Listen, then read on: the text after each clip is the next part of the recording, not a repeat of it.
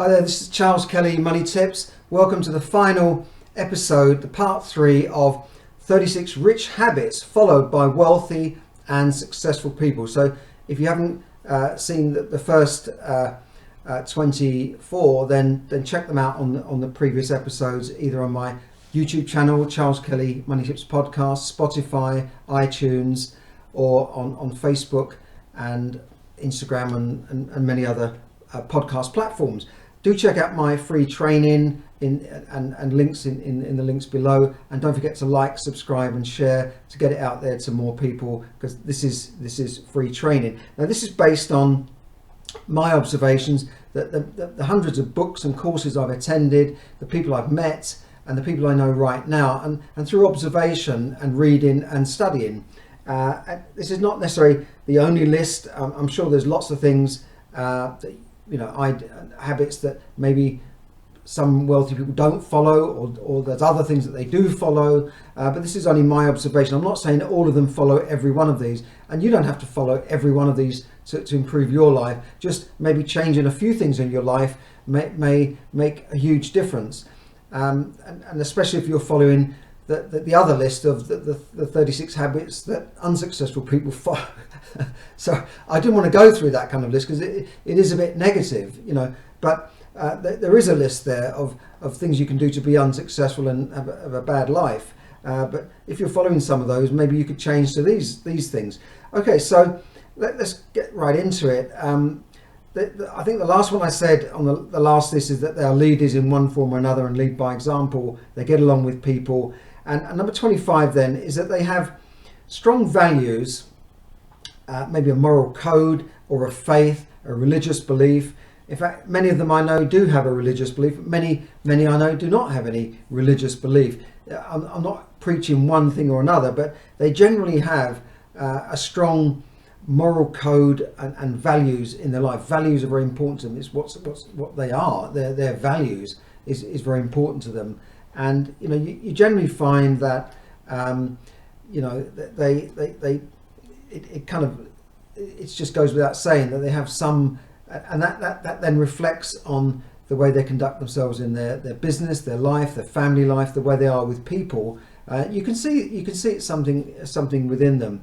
And that leads me on to the next point, 26, that they usually lead law-abiding moral lives. Yeah, they pay their taxes, they deal honestly in their business. And again, this goes back to what I wrote about in my book, Yes, Money Can Buy You Happiness. It goes back to that thing that all rich people are bad and evil, and the way they're depicted in the movies and on TV, that it's always the businessman, the evil guy that's trying to cut someone's throat, or rip them off, that sort of thing, rip off merge, like programs like Rip Off Britain, the BBC show, and this J.R. Ewing, that kind of character. That's the way the wealthy are portrayed. But in general, I found that's not the case. That they're not all like that. There are a few obviously difficult people. Yes, there are a few, but I'm talking about they usually lead good lives, law-abiding lives. Yeah, there are a few crooks who get rich quick and they get caught, in the Jeffrey Epsteins of this world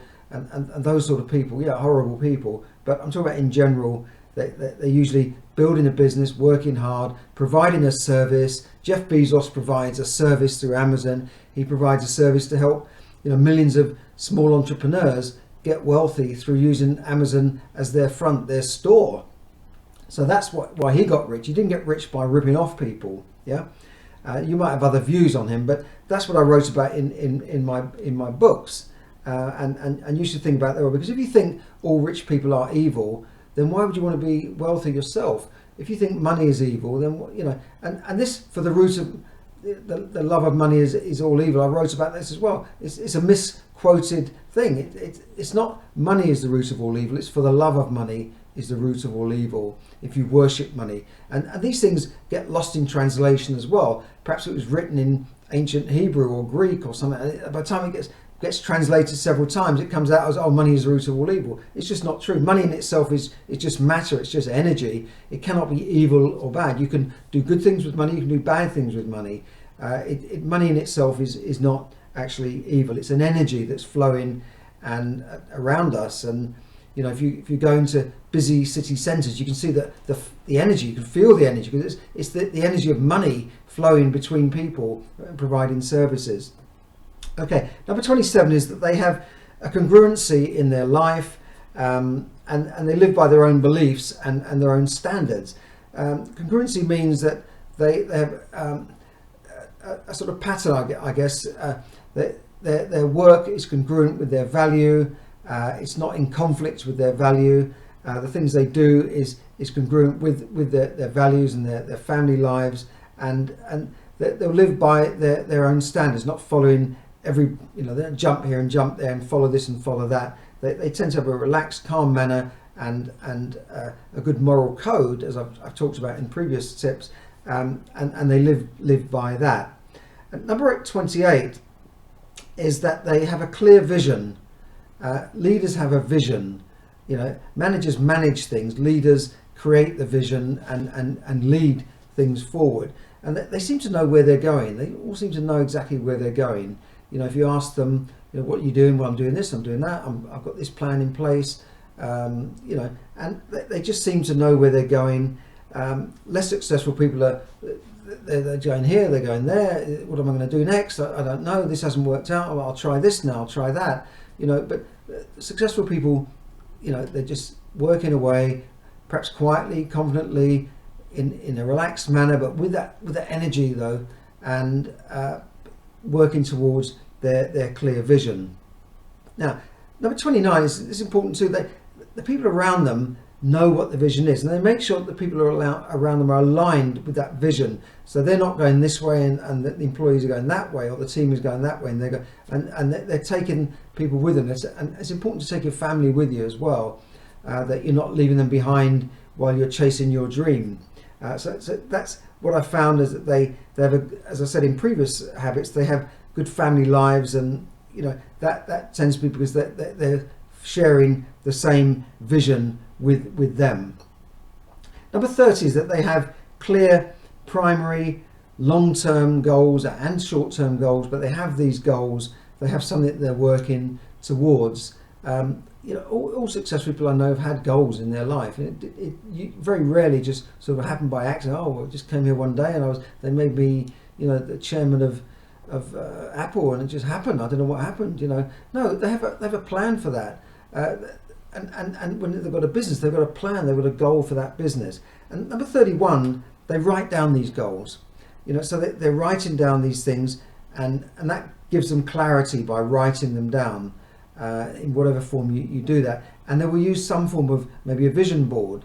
I know lots of successful people, they don't brag about it, but you go into their house and, oh, what's that? That's a vision board. Okay, it's just something that they have, and it helps them to visualize what they want, whether it be a house that they want, a car, or a type of lifestyle that they want, by visualizing it, because our mind's thinking in terms of visual things, so it does help. But they definitely have a written down goal in most cases that I've found.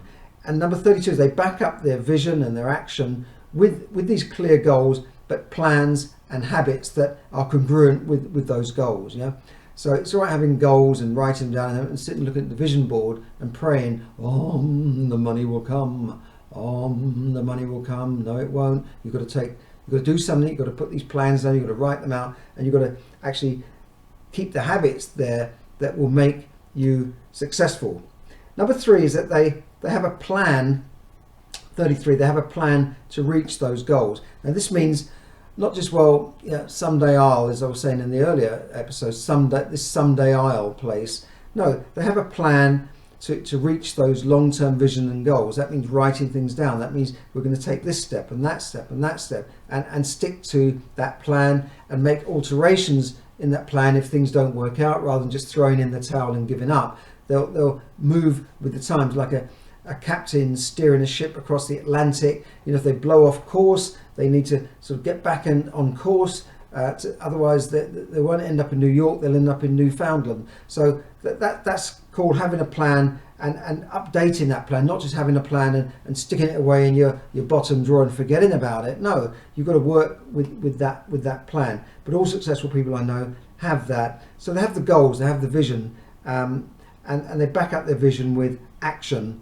because without action, nothing's going to move. All the meditation and all that stuff, and the law of attraction, it works with you. You've got to work towards it as well. You can't just sit there trying to attract that money. Okay, so that's about the planning, the action and all that sort of thing. Number 34 is that within that, all successful people would take the long-term perspective, and they're patient. Unsuccessful people want it now. I can't be bothered to wait. I can't be bothered to study and do all that stuff. No, I'll just go and get it now. I don't need all that. They can't be bothered with all that. They can't be bothered to pay the dues and work hard. No, they want it now. Successful people take the long-term perspective. Now that could mean someone who's wealthy, or someone who just wanted to be a lawyer or a doctor. They have to think 7, 8, 9, 10 years ahead. So they take the long-term view, and this was discussed in a Harvard study many years ago. Successful people are prepared to practice what's called delayed gratification, and they've even observed it in children from in longitudinal studies, that if you're prepared to wait, and it doesn't mean wait and do nothing, it means you're prepared to put the work in and wait for success to come, rather than saying I want it now. And the I want it now generation goes out and they don't save. They buy things with credit cards and get into trouble in the long run. So just think about the long-term perspective and patience. You've got to be patient. Things don't happen overnight. Sometimes people overestimate what they can do in a year, but vastly underestimate what they could do in 5 years. Now, number 35, we're getting to the end here, is that they are persistent and they see things through and just don't give up. Yeah, persistence means not just the old saying, I'm banging my head against a brick wall. No, you don't bang your head against a brick wall, but that's not persistence, that's just stupidity. It means you keep going, but if you come up against a brick wall, you find a way around it, or you find a way to get through it, but you don't just bang your head against the brick wall. But they are persistent, they see things through, and I've noticed they have a steely determination to get through. Like, they won't necessarily just take the first no for an answer. They'll find a way of getting through that. And I've just noticed that with successful people. Some people might call it being pushy. I've observed this in many different ways, and not just in work, but in life. I've seen how they would try and get on, but without not being annoyingly persistent, but just by being patiently chipping away and making sure that they get things done. And as Winston Churchill said, never give up. Okay, keep buggering on, he used to say, when that meant a different thing in those days. Now, number 36, and this is the final tip really, is they invest in themselves, and they usually have a coach or a mentor. They have someone, whether it's a formal coach or a formal mentor, they'll have someone they can go and talk to, someone who's guiding them and giving that bit of mentoring. Nearly all of them I know had that. They'll all talk about someone that helped them early in their lives, and a lot of them are still employing coaches to help them. Some will have more than one coach. They'll have a speaking coach, they'll have a money coach, they'll have a success coach. They'll have coaches for different parts of their life. Unsuccessful people don't. They just go and do it themselves and listen to someone down the pub, rather than having a coach or a mentor. And as Warren Buffett said, the biggest investment you can make, the best investment you can make, is in yourself. And he was talking about in your education, but in yourself in general, because you yourself are a money-making machine. And as I was saying earlier, you've got to mind your business. Your business is your mind, in effect. So are you minding your business? Are you investing in yourself and your future? And as I also said earlier, most people never study or do any form of training or attend a seminar or read a book after leaving school. And they tend to be the lower end of the pay scale in life. And the 10% that do, it's only 10% of people go back and study. They'll tend to end up in the top 10% of earners. It's not an accident, it's not a coincidence. So finally, I'll wrap up by saying, look, do you have a vision for your life? What is your vision for life? Have you written down clear goals? Have you written down plans for achieving them? Are you taking action every day towards achieving those plans? How persistent are you? How disciplined are you, as we talked about much earlier on? Now, when I say mind your business, what are you putting into your mind right now?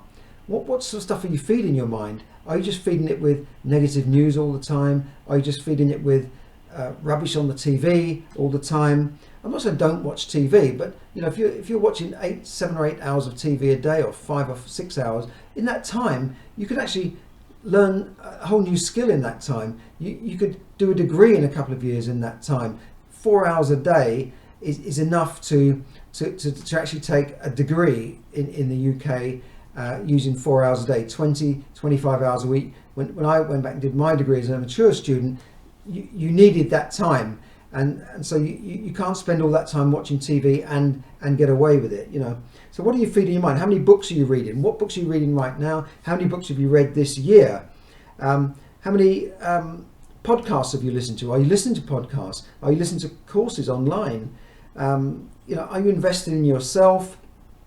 What courses are you taking right now? What courses are you planning to take to help you get forward? It doesn't mean you have to go back to university. It doesn't mean you have to take a PhD, but you can improve your life vastly by learning new skills, new things, new ways of doing things. And who are you surrounding yourself with? As I said earlier, successful people avoid toxic and negative people. They hang around people that will bring them up rather than dragging them down. Now, in terms of money, what do you understand by debt?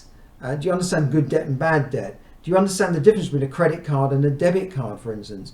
Do you understand how the banks make their money? Do you understand the margins that the bank have on things like overdrafts and debt? And what plans do you have in place to build wealth, to build long-term wealth, to be able to retire early or even retire late? What do you have in place for that? Think about it. What plans are you taking right now to build your wealth?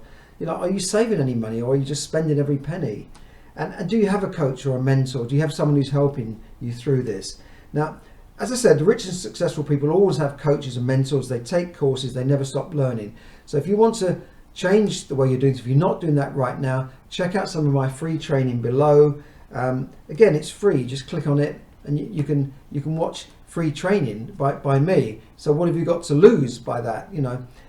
So do that. And check out some of our other episodes on the podcast that I do on iTunes, Spotify, and on YouTube, Charles Kelly Money Tips Podcast. And I will see you again in the next episode. In the meantime, have a great day and be safe out there.